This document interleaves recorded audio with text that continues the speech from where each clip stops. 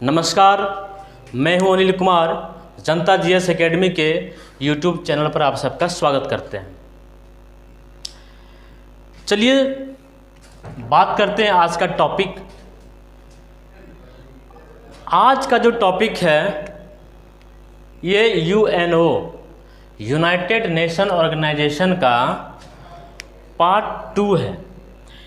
एक वीडियो इस पे ऑलरेडी बना चुके हैं, ये दूसरा वीडियो है। बात करेंगे कि यूएनओ को क्यों पढ़ा जाए, वाई शुड स्टडी यूएनओ।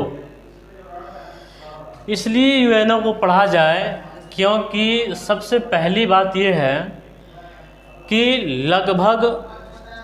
लगभग सभी सारे लोगों को, चाहे वो स्टूडेंट हों या नहीं हों, पता होना ज़रूरी है। दूसरी बात यह है कि एग्ज़ाम ओरिएंटेड पढ़ाई के लिए आप यहाँ जुड़े हैं, तो सबसे पहले स्टूडेंट के लिए मैं बता देना चाहता हूँ, संयुक्त राष्ट्र संघ के बारे में आज तक कोई भी एग्ज़ाम ऐसा नहीं है जिसमें कि इससे सवाल नहीं पूछे जाते हैं। 110% सवाल इससे आते हैं, चाहे डायरेक्ट यहाँ से आए, चाहे इसको करंट अफेयर से जोड़ करके कुछ बातें बना दिया जाए। कुल मिलाकर के सवाल यहाँ से एकदम 100% आते हैं, ठीक है। और एसएससी के तहत जो है सो एसएससी के द्वारा CHSL का एग्ज़ाम कैलेंडर जारी कर दिया है। अक्टूबर का माह दिया गया है, 20 से 21 अक्टूबर का। आप लोग ज़रूर देखिएगा। और एग्ज़ाम अब होगी, ठीक है, चाहे ऑनलाइन हो ऑफलाइन हो, जो भी एग्ज़ाम है वो सबको एक सोशल डिस्टेंसिंग को मेंटेन करते हुए एग्ज़ाम की प्रक्रिया को कराई जाएगी, ठीक है। उसी चीज़ को ध्यान में रखते हुए आपकी पढ़ाई रुके नहीं, आप बिल्कुल जारी रहें। एग्ज़ाम सरकार लेगी, थोड़ा सा लेट हो रही है लेकिन सब चीज़ पे काम चल रहा है, ठीक है। यूएनओ का ये पार्ट 2 है। इसको देखने से पहले आप पार्ट 1 को ज़रूर देखिएगा, ठीक है। डिस्क्रिप्शन में लिंक दे दूंगा, पार्ट 1 देखिएगा, फिर पार्ट 2 देखिएगा, ठीक है। क्योंकि यूएनओ के बारे में स्थापना, इसका डेट, इसमें कितने कंट्री सदस्य देश हैं, सब चीज़ के बारे में वहाँ पर हमने बात करी है, ठीक है। आज जो बात करेंगे यूएनओ के प्रमुख अंग के बारे में, some important bodies of UNO, ठीक है। यूएनओ का जो प्रमुख अंग कौन कौन हैं उसके बारे में आज जानते हैं।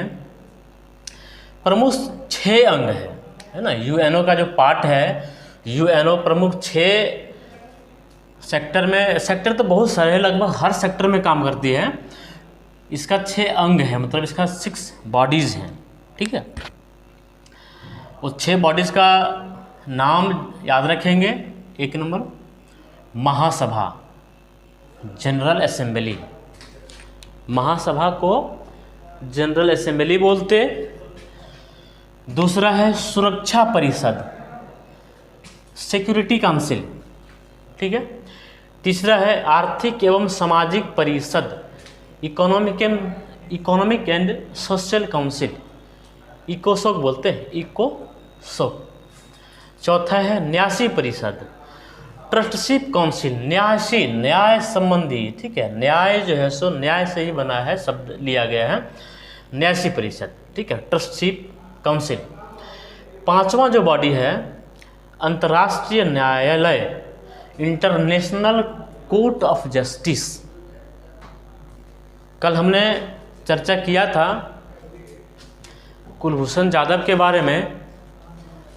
उनका जो केस है भारत पाकिस्तान के बीच, 2 देशों के बीच है। तो 2 देशों के बीच में जो इशू होते हैं उसको ICJ शांतिपूर्वक, है ना, शांतिपूर्वक उसका निपटारा करते हैं। यूएनओ का मुख्य उद्देश्य ही है पूरी दुनिया में शांति कायम करना। यूएनओ का वो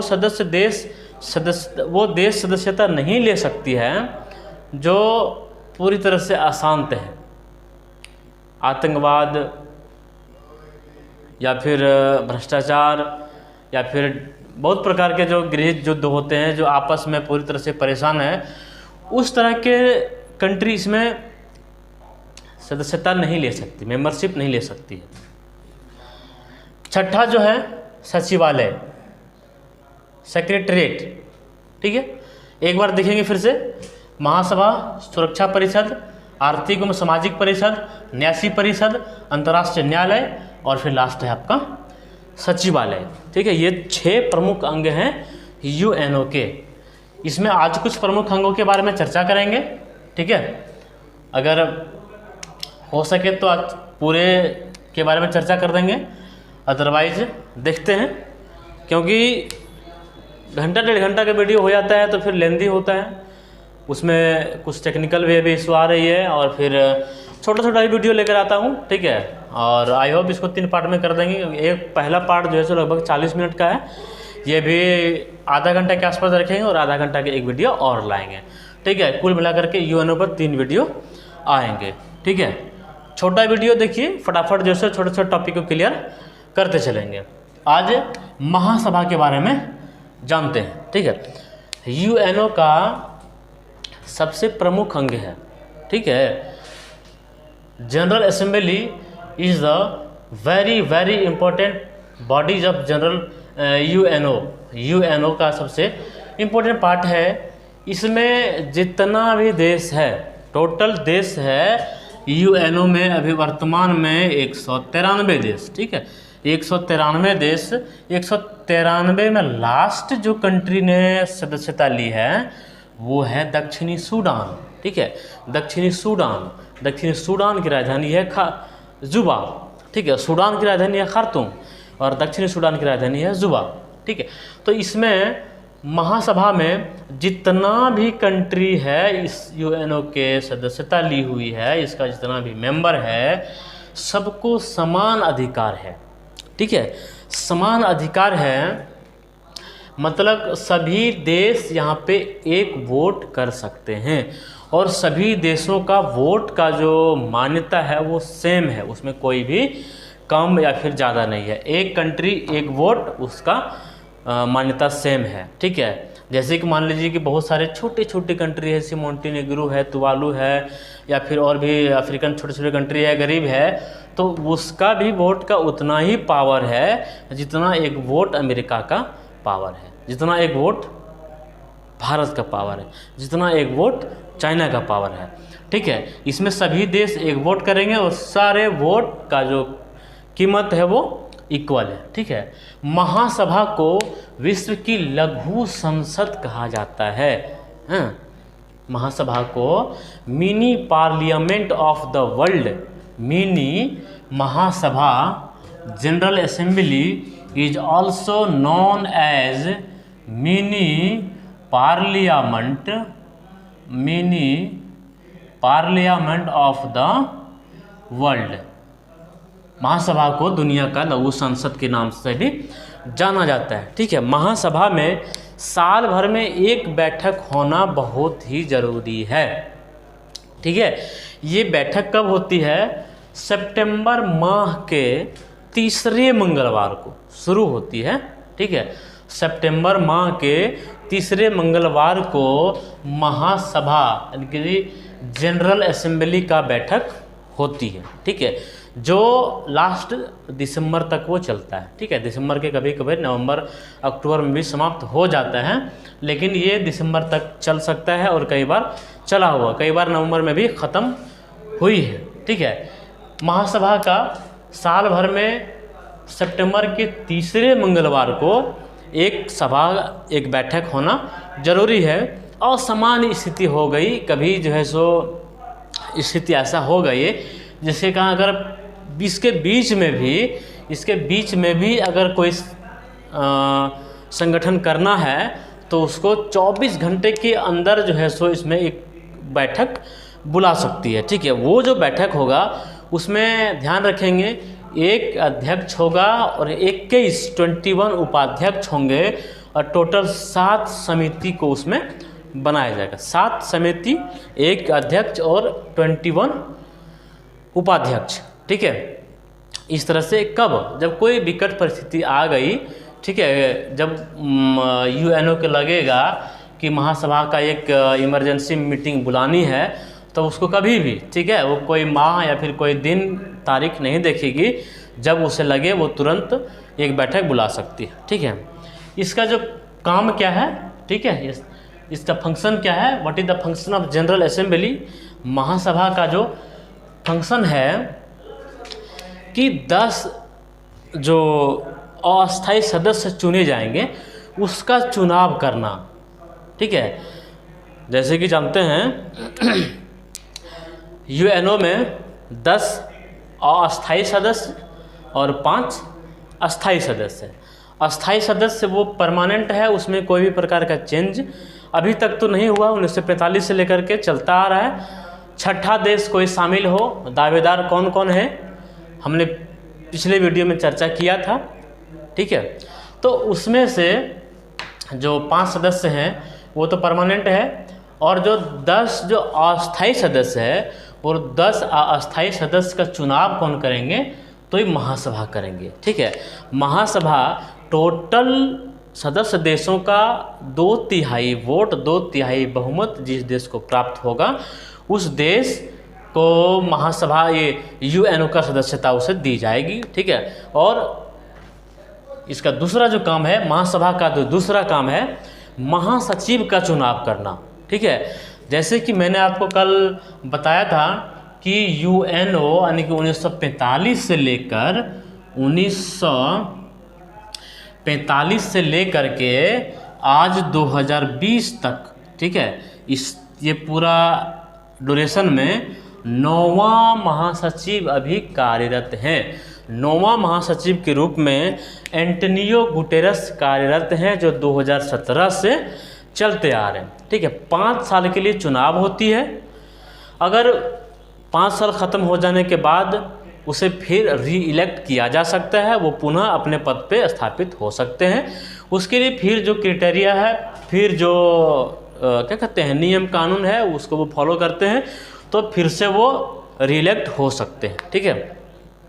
मतलब सबसे पहले बात है कि जो 10 अस्थायी सदस्य को चुनना, महासचिव का चुनाव करना, इसके बाद है नए राष्ट्र को इसमें कहते हैं जोड़ना। नए राष्ट्र को जोड़ने का काम कौन करती है, महासभा करती है। और बजट जो पेश करती है वो भी बजट महासभा के द्वारा पेश किया जाता है। महासभा का बजट किस आर्टिकल के अंतर्गत पेश किया जाता है, कमेंट सेक्शन में आप बताएंगे, ठीक है।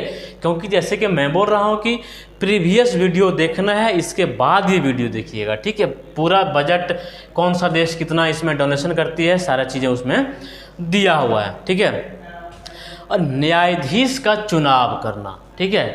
न्यायाधीश कुल मिला करके इसमें जज होते हैं, उस जज का भी चुनाव करने का काम कौन करती है, महासभा ही करती है, ठीक है। ये है प्रमुख काम जनरल असेंबली का, ठीक है। और फिर इसके अंतर्गत जितने भी चीज़ें आई है, ये पूर्ण रूप से पूरा हो जाने के बाद जो इसका जो अध्यक्ष है, जो महासचिव है वर्तमान में एंटोनियो गुटेरस, सब चीज़ को वो क्या कहते हैं एक दस्तावेज के रूप में तैयार करके वो फॉरवर्ड करते हैं, पूरी तरह से बन करके वो तैयार हो जाता है, ठीक है। दूसरा जो है सो सुरक्षा परिषद, सिक्योरिटी काउंसिल, ठीक है। सिक्योरिटी काउंसिल ये दुनिया का पुलिसमैन के नाम से जाना जाता है, विश्व का पुलिसमैन, वर्ल्ड पुलिसमैन, ये सिक्योरिटी काउंसिल। नाम से ही क्लियर है, सिक्योरिटी मतलब होता है सुरक्षा प्रदान करना, ठीक है।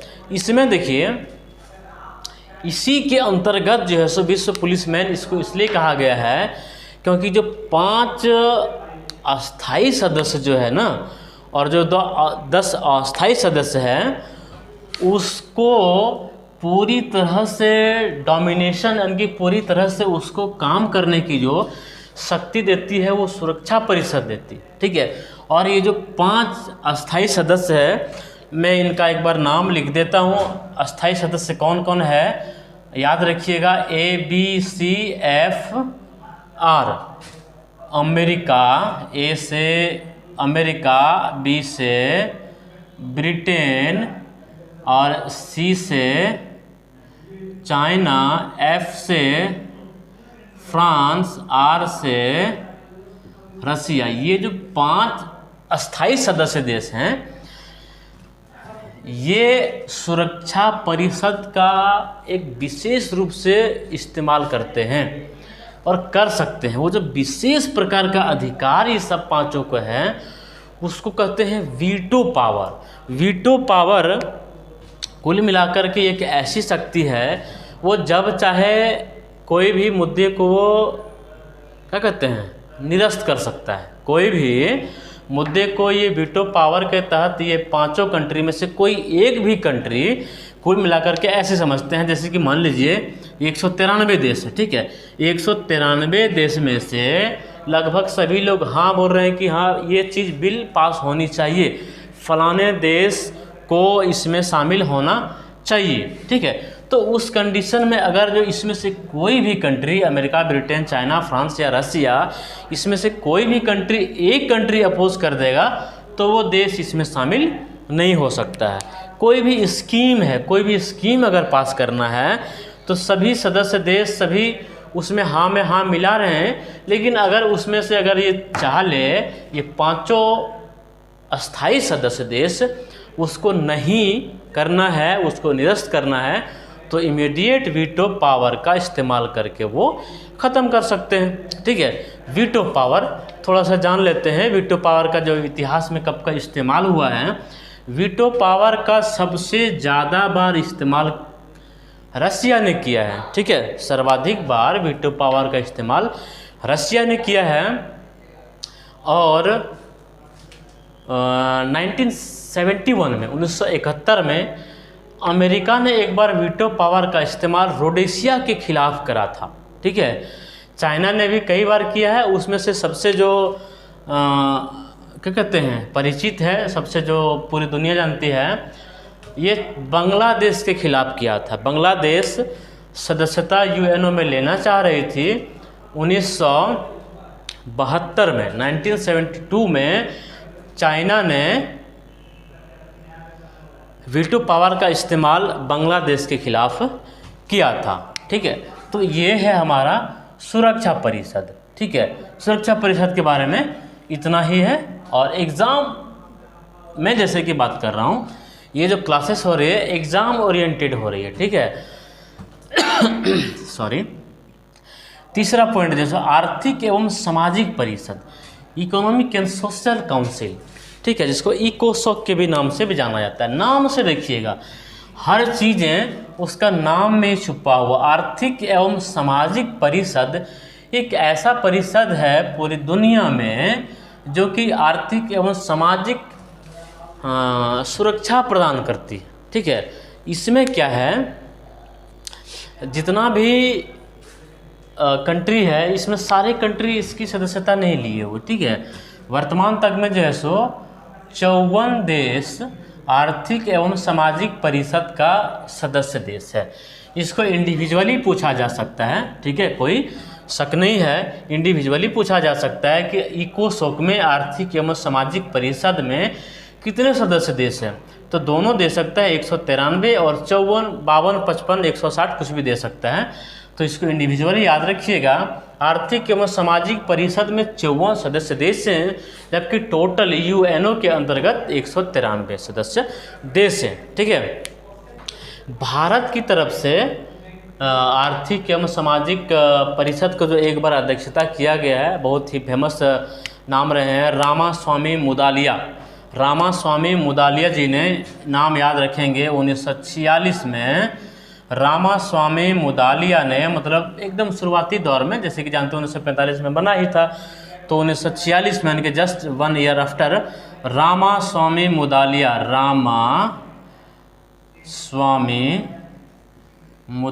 रामास्वामी मुदालिया ने आर्थिक एवं सामाजिक परिषद की एक बार जो है सो अध्यक्षता की है, ठीक है। आर्थिक एवं सामाजिक का जो परिषद का जो बैठक होता है वो अप्रैल में, ध्यान रखिएगा, 2 जगह होता है।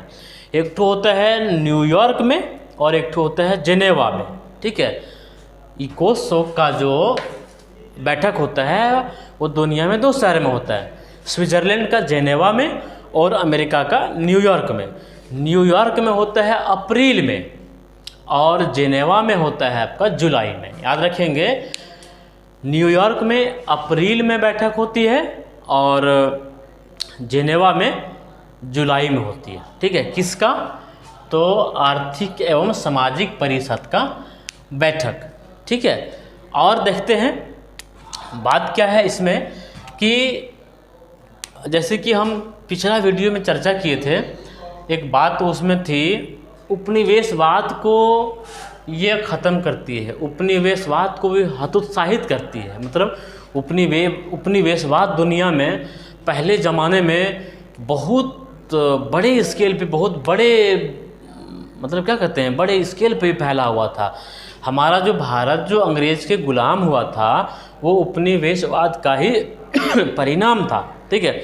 उपनिवेशवाद जैसी घटनाएं कहीं न कहीं आर्थिक एवं सामाजिक परिषद उसमें क्या कहते हैं इंटरफेयर करती है और उपनिवेशवाद को ख़त्म करती है। उपनिवेशवाद क्या है? जो दुनिया में जो ताकतवर कंट्री है वो दुनिया के छोटे छोटे गरीब देशों पे वो क्या कहते हैं धीरे धीरे कब्जा करते हैं, उससे अपना कॉलोनी इस्टेब्लिश करते हैं और धीरे धीरे उसको अपनी आर्थिक एवं सामाजिक स्वतंत्रता को वो छीन लेती है।